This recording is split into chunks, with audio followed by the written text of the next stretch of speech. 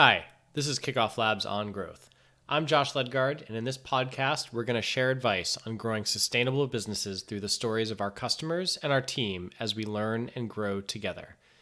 In this episode, I interviewed a founder who cut his teeth marketing for HelloFresh as just their 5th employee in the United Kingdom in 2012. You learn how much they had to iterate on their product and how they made their pre-launch on Kickoff Labs such a huge success, gathering over 18,000 emails with a conversion rate over 50% and a viral boost of 65%. And at the time I'm recording this introduction, they've passed their Kickstarter funding goal in the first 48 hours. All this for their version of a product you'll use every day. Remember, if you enjoy this episode, write us a review in the podcast listening app of your choice and send any feedback to josh@kickofflabs.com.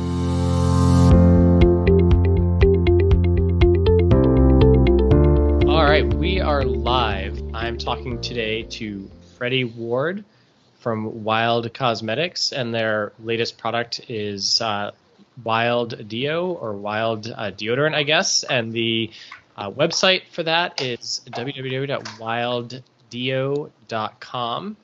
And you guys recently wrapped up a successful campaign on Kickoff Labs where you were gathering a lot of email addresses. Do you mind if I share a couple rough stats about what you guys accomplished to give people an idea of success ahead of time?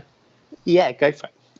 Cool. So when I looked up your campaign, I always look at like top recent campaigns. The two things that stuck out for me is one, you guys had a tremendous conversion rate. So your conversion rate of visitors converting into leads was around 58%.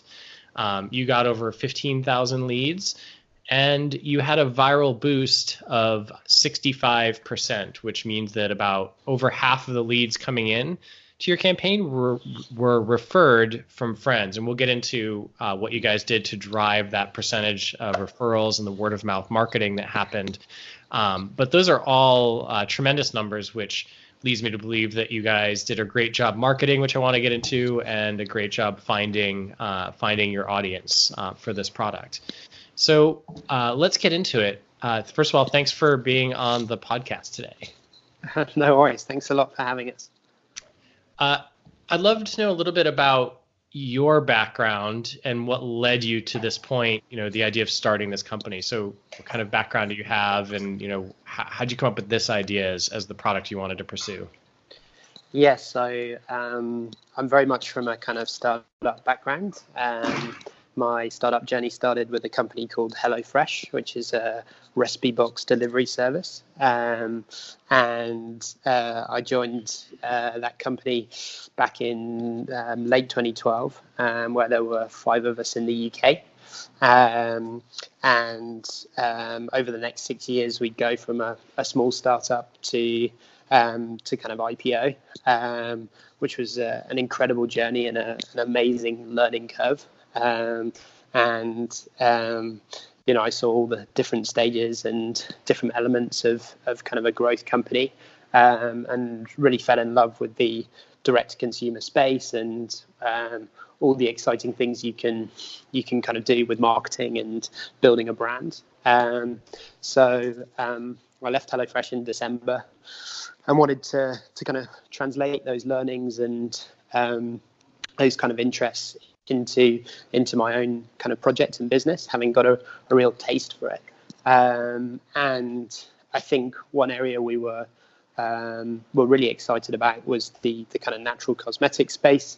We're inspired by a lot of great businesses out in America, and we felt that certainly in the UK and Europe, this category was kind of lagging behind in terms of a lot of the brands are a bit stale, a bit dated, and not really delivering for the consumer either on efficacy or sustainability. So we set out to create Wild, where we wanted to create, to begin with, a deodorant that works just like your normal deodorant, except it's kind of not using any of the aluminium, paraben, sulfates that you'd find in a typical antiperspirant. And but the routine, we found there's a lot of kind of creams and things that you have to do funny routines and that kind of thing with. And it was really important to us that we would start out by replicating the same experience, so the consumer isn't making any kind of sacrifices or having to do anything that's a bit kind of strange. So hold on for a second. Let me back up. So you were, I mean, you said it, an incredible journey, and that's exactly what I was thinking when you said it, about being employee number 5 at HelloFresh. What was your role at HelloFresh throughout this? So I was in the UK team there, and I joined as the first kind of marketing, I suppose, sales hire. So my first year wasn't that glamorous. I spent the whole first year going to events every weekend, persuading people to sign up to this random concept called recipe boxes that didn't really exist back then. Yeah, in 2012, you had to have gotten a lot of people looking at you like, why would I do this? Yeah, what are these, like, food in boxes? Like, that sounds pretty weird. Yeah, but what a great way to cut your teeth on like sales at this point, though, because you've got to overcome so many customer objections. It gives you probably gave you a great background for coming into another space where you were also going to have to come up with answering a whole bunch of customer objections. What I learned very early on is, like, it's so important to understand the consumer needs and what they're kind of looking for. And there's no better way to do that than going out and talking to people and having to kind of sell the product. So I think that was kind of great. And then as the company kind of developed, they sort of gave me the chance to sort of step up, and I ended up kind of running the UK marketing function, so covering kind of brand, performance, and CRM. Towards the end, it was a lot less about telling people about this category. It was more about making sure you continue to be the number one brand, both in the UK and globally, which was another fun but very different challenge to when I started. So we'll get into the online marketing that you've done for Wild in a minute. But what did you take sort of that to the streets mentality? Have you done that kind of marketing for your current product? Yeah, absolutely. I mean, I think I've tried to get out there with the samples and products we've been using. I think we're on our 30th iteration before we've launched. It's included me having like rashes and problems with the product. And so we've had to work really hard at getting it right. And it's really not easy in deodorant. And I've used a lot of kind of feedback and going into offices and really working on my pitch, whether it's sort of having dinner or talking to friends. I'm always trying to sell and kind of judge their reaction a little bit, and kind of a lot of that learning goes into how we then develop our kind of marketing strategy for launch. So I was going to ask if you had what sort of failures you had leading up to this point, but it sounds like you've had kind of 29 failures that didn't work so well testing the product up to this point, including things that have caused rashes before you got to a winning product. Yeah, I mean, we're failing every day at the moment, and I think that's the kind of, you've got to embrace that as a startup. And as long as you're learning from that, and you're kind of iterating, and you kind of really keeping your finger on the pulse and doing everything you can to get better, that's great. But with limited budgets and coming into a new category, you've got to not fear making mistakes. You just got to learn really quickly to kind of drive that. Cool. So let's talk about the online marketing that you guys have done for Wild so far. So were you doing anything before you launched the KickoffLabs campaign online? So I think we started by sort of seeding some content on our key social channels. So I think this is, designed to be an Instagram friendly, Facebook friendly brand. So we started to kind of cultivate and work on those communities. And then kind of alongside that, once we had a small core audience, we kind of knew we needed to try and get more from them. So how small was this core audience? So you're building your own networks online, like your own Instagram channel, your own Facebook page. You're kind of growing those. And when you say you built small communities, what does small mean to you? So you're looking at like 500 to 1,000 kind of followers on those kind of on those platforms.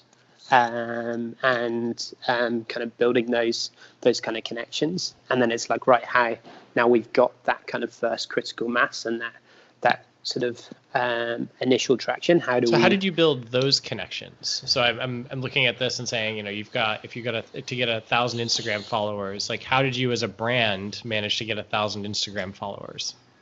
So I think it's number one, create good content, and using a lot of our own networks really to begin with. We played a little bit with some ads, just to kind of get us started, get that momentum. And then, I think it's just about reading all the best practice out there. So posting, on a daily basis, posting interesting content, diverse content, not just your brand and your product, but the wider movements or things that your customer base is going to be interested in. And so you may be talking about, in your case, you may be making posts about maybe other natural cosmetic brands, maybe not your own, but sort of other places in the same space, or other folks in the same space. Exactly. And any articles, from newspapers or whatever that is covering topics that we know people are going to kind of be interested in. And really, I think what consumers want from modern day brands is that they're useful, that they're providing useful, relevant content, and that they understand them. So that's where our real focus is, understanding who our customer is and what they want from our kind of social channels, and kind of building from there. Mm-hmm. So now let's talk about Kickoff Labs. So how did you hear about using Kickoff Labs for your launch? So we did a lot of kind of research into how we could grow this business and kind of move from that embryonic stage into something a bit bigger. I'm very familiar with Harry's and their very successful launch campaign a couple of years ago now. And I've always wanted to kind of try doing something similar, because I think it's a really interesting kind of dynamic, and made a lot of sense from a kind of marketing perspective, and particularly what I learned about referral and the power of that at HelloFresh. And we did some research on what technology could kind of help us. Again, there's just two of us in the business at the moment, so it's all hands on deck. I think became quite clear that Kickoff Labs could really help us automate a lot of the hard work and really focus on delivering the results, which has been great. Yeah, absolutely. So you had a really simple landing page. I mean, looking at the page that was on Kickoff Labs at the time, and I love the tagline. It just says, you've got your brand, which is wild, and then it just says, nature's got you covered. There's some images, your hero shot images to the right of that look like, I can sort of tell they're sticks or a deodorant, like it's got that look to it. And then your pitch is simply be the first to hear of exclusive launch offers and enter our referral competition to claim free deodorant rewards. And then you've got the fine print about the contest. But basically you're saying, like, here's a tagline, we've got you covered. And then here's a reason to join right away, which is be the first to hear and enter our competition for rewards. So you're sort of hinting that there's more once people go in. There's not a lot of, lengthy detail on this page. There's not a lot of, extra product shots. There's not model shots. Did you test this, and how did you come up with saying we just wanted it to be really simple? So we tried a few different things on ads, paid ads before. So we tested copy and we tested images, and very similar to my learnings at HelloFresh, really, you realize that when people don't know who you are, it's really important that they kind of instantly, when they see a bit of advertising, they understand what you're trying to do. So, I think a lot of people make the mistake where they go for these kind of campaigns that brands like Apple can get away with, where it's very sort of design-led, and I suppose you kind of only get it because they're spending so much money on these things. And I think as a kind of new entrant, you've just got to be really clear, have a real clear, concise call to action, and that's kind of critical to driving success of a campaign, I think. Well, and how did you drive the seed traffic to this campaign? So how did you drive sort of that initial other half of the traffic that wasn't the referral traffic to the campaign? So that starts with I said, with the audiences we've built on social, and then we're through our kind of networks really. We're kind of driving that, and then also we again did a bit of testing on Facebook, and I think cost per lead was at something like 20p a lead, which is I think quite a good metric for us. So we kind of invested a little bit in just building that small core audience to get the initial group, and then we kind of let Kickoff Labs do its magic. Cool. And you've got on now, when people, after they've entered and you take them to your referral page, the contest promotion page, I love how the message here is also really simple. It's really bright. It's a clean look. You've got sort of the natural like lemons and limes, a big product shot again that says wild. And it just simply says invite friends and earn free deodorant. And then I love the on-brand message: not sharing stinks. Don't be shy. Tell your friends about us and earn free wild products with every friend that joins. And then as you were giving away stuff, says 5 people you'd say free travel deodorant. At 10 you get a full regular stick, I guess, and then your rewards go up from there to like free t-shirt, free deodorant trio pack, and a free year's subscription to the deodorant. So how did you decide what you wanted to give away, like these reward levels? People often ask us, like, what's too much, what's too little, like how do I know what the right thing to give away is? How did you decide on these rewards? So again, what we tried to do is attribute a value to a lead. So like, how much are we willing to pay for a lead? And I'm agnostic how I get that, whether it's through Facebook, whether it's through Kickoff Labs, whether it's through whatever. And we probably model out a scenario. What we did in this case, modeled out a scenario where we kind of had a worst case, a commercial scenario where lots of people were kind of doing the 5 or 10, and what that kind of cost implication would kind of be to us. And we just knew that it was going to be really valuable to be able to, you get 90% of your value from 10% of your audience. So you really need to focus in on that 10% and push them to build out that kind of network. And that's kind of what's so great about this, that you really focus on your high quality referrers and get them going forth and multiplying. And that really set us up for success. And we had actually exceeded our expectations in terms of how much it cost us per lead. It was in the end very, very cost effective in comparison with anything else we kind of tried, just because of the sheer virality that we experienced. So so you guys ran the campaign. It looks like it ran for about 3 weeks, and it was still going strong. You were having, in the last week, it still had a 40% conversion rate.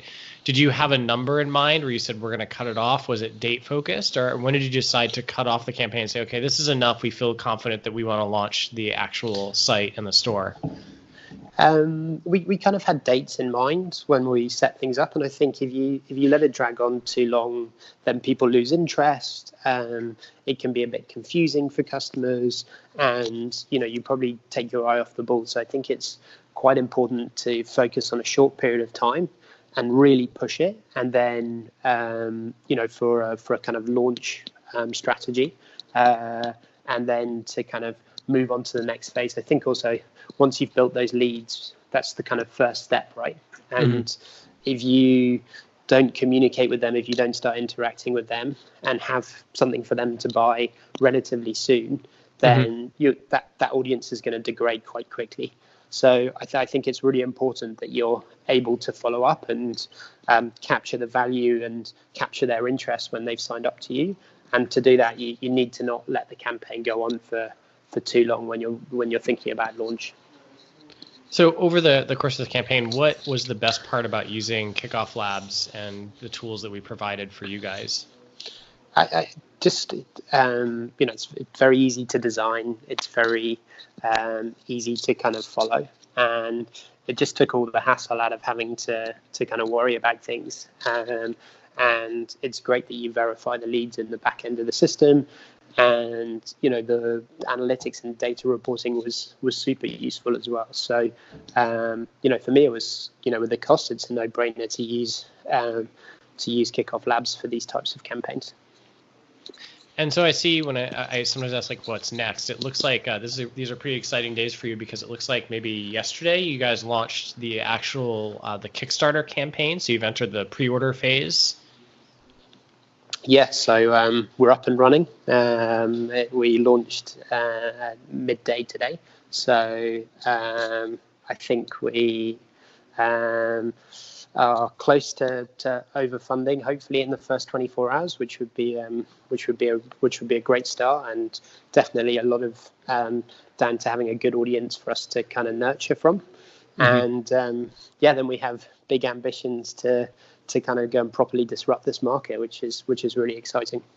So I saw hints on the referral page. Are you guys going to be is it purely a subscription play, or is it like HelloFresh, or is it also you're selling individual packs directly to customers when you launch? They can buy either or. So it's people can use our subscription functionality if they find that convenient and they don't want to have to think about it. But they can also buy one-off products on the site as well. And I gotta say, I feel like personally, I mean, this is anecdotal evidence, and you probably hear opinions like this all the time. But you guys are entering a space where I think you're kind of wide open for a company like yours to really disrupt what's going on with kind of mainstream cosmetics and beauty products. So I mean, a group of people, I go to a gym, and a group of people like they're just always like cycling through these different natural products, trying to find one that works for them. And nobody has ever found like, oh, everybody should use this. It's all like, well, I tried this, but then there's this issue. I tried this, but then there's this issue. And nobody has really like nailed it. But people have an open mind, and they want to find an alternative to the bigger name brands. They want to find a natural solution.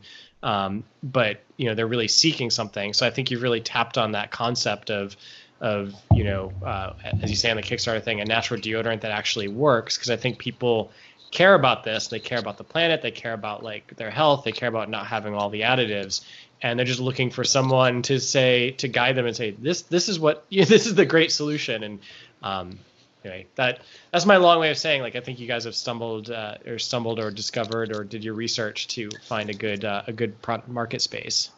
Yeah, I mean, I think this is an incredibly exciting category where consumers are just like, they're seeking out brands that can be more personalized and have greater transparency, and they're willing to pay a bit more to have those relationships. And that's what's so exciting from a marketing perspective. If we can really understand our customers, really build a product based on feedback, and it's another great advantage that people often forget about direct consumer. You have no disruption to your data and your understanding of those customers. So you can really use data and insights to guide you and drive you and always improve on what you're doing. And that's what's kind of most exciting for us, that once we get that core group of customers, where we take this is pretty open. And I'd say there are not many categories as exciting as this. Certainly that I've seen in the last 12 to 18 months. And what advice do you have for people that have similar goals? Maybe they're working on a lip gloss, or working on some other natural product in the beauty or fashion space that has a physical good to it. So what advice do you have for people with similar goals, aside from don't compete with us?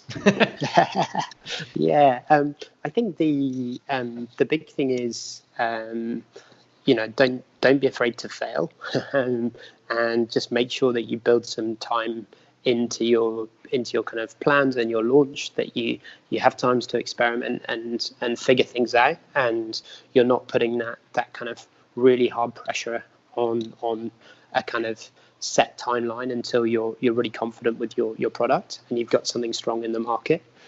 And then listen to customers, get feedback, really understand who they are, and then kind of tailor your brand and your content to meet their needs. And if you can be useful and valuable and have a great product, then it's there's exciting opportunities out there.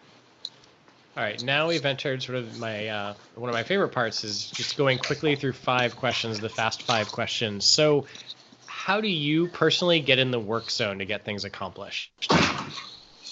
For me, it's been important to be in a co-working space. So it's getting out of the house. I like to get up early. I kind of jog into work, so I take a little bit of exercise, and kind of in and getting ahead of my day at the start of it is kind of my main, getting that routine. I'm a very routine driven person, and once I'm in that routine, I can be most productive. Great. Favorite vacation destination? That's the west coast of Scotland. So it may not sound very exotic, but it's one of the most beautiful places in the world, and not too touristy. So yeah. Just sort of escape in rolling green hills. I'm trying to picture this. It's like it's kind of like the Caribbean without sun. The Caribbean without sunshine. Okay. Yeah, exactly. It's like cold and raining, but it's beautiful beaches and just a really lovely place to go and hang out and decompress. Your favorite podcast people should listen to? My favorite podcast. So I'm a big fan of My Dad Wrote a Porno. Okay. What's that about? So it's a podcast very popular in the UK where someone's reading a book written by their dad that was like a soft porn kind of podcast. But it's very, very funny and definitely one to recommend. Cool. Something new you've learned in the last year? Something new I've learned in the last year. I think I'm kind of relearning a lot at the moment. I was saying to someone, having been in management at HelloFresh for a couple of years, it's weird getting back into it. But I've been learning a lot around press and how to interact and build my kind of PR connections in the space at the moment, which has been super interesting. And someone you look up to, personal or business-wise? Someone I look up to in terms of, let me have a think on that front. So I'm a big fan of my first ever boss, actually. He's a guy called Ed Boys who runs HelloFresh out in America. And I've learned a huge amount from him over the years, and he's been a big part of inspiring me to go and set up my own business. That's right. I love when people look at employees and you say, and he's probably this kind of person, right, who looks at an employee and says, like, I can help you get to the next level that you want to be at and inspire you, even if that means leaving, your current team, or not even your current team, but your whole company, and starting your own business. Like, I love that somebody's looking out for you that way. It's rare to find those people. Yeah, definitely. And I think, in the startup world, the people you kind of who are impacting you and in control a lot of your trajectory, particularly in such a small business where there's no kind of formal process or setups. That's the most important thing, I think, for your personal development and growth. And yeah.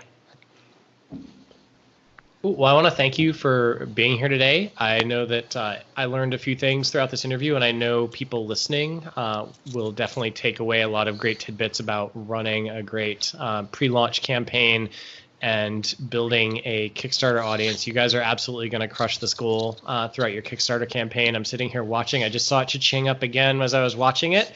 So somebody else joined as a backer, and you've got a few more hours in the first 24.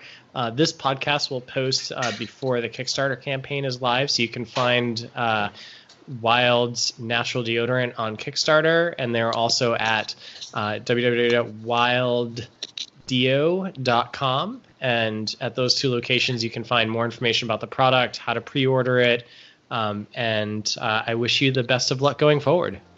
Thanks a lot, and we really appreciate being asked to feature.